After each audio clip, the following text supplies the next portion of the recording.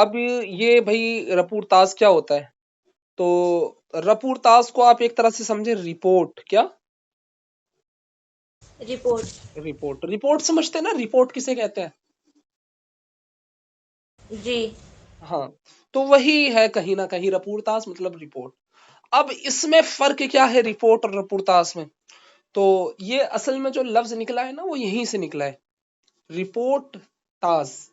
تو رپورتاز ہو گیا، پھر چونکہ اردو میں آیا تھوڑا سا معنی، تھوڑا سا جو ہے تلفظ کے اندر فرق آیا، پھر وہ اصل میں رپورتاز بن گیا. ٹھیک ہے. اور رپورتاز کے بھی یا پھر رپورٹ کے جو لغوی معنی یہی ہے کہ بھائی کسی کی خبر دینا، کوئی رودات کو بیان کرنا، یعنی کسی احوال کو بیان کر دینا. ٹھیک ہے، کسی جو کچھ گزرا اس کو بیان کر دینا. ٹھیک ہے. ہوتا کیا ہے عام طور پہ کسی رپورٹ کے اندر عام طور پہ یہ ہوتا ہے کہ بھئی عوام کے سامنے کسی چیز کو یا کسی واقعے کو مکمل طور پہ عوام کو مطلع کر دینا، اس کو بیان کر دینا. ٹھیک ہے. اب جس طریقے سے رپورٹ کے اندر ہوتا ہے، بہت سارے نیوز میں آپ دیکھتے ہوں گے نا بھئی ہماری رپورٹ یہ ہے، ہماری رپورٹ یہ ہے، یہ رپورٹنگ کرتے رہتے ہیں لوگ، مطلب اطلاعات کو جمع کرتے رہتے ہیں، انفارمیشن کو جمع کرتے رہتے ہیں. تو وہی کام اس میں بھی ہوتا ہے، لیکن اس میں تھوڑا سا مسئلہ الگ ہے.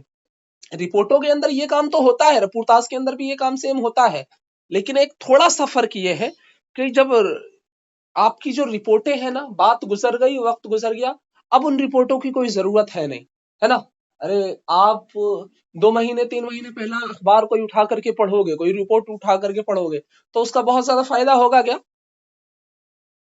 نہیں اس کی چاشنی باقی رہے گی، جو اس کے اندر حسن تھا وہ باقی رہے گا کیا؟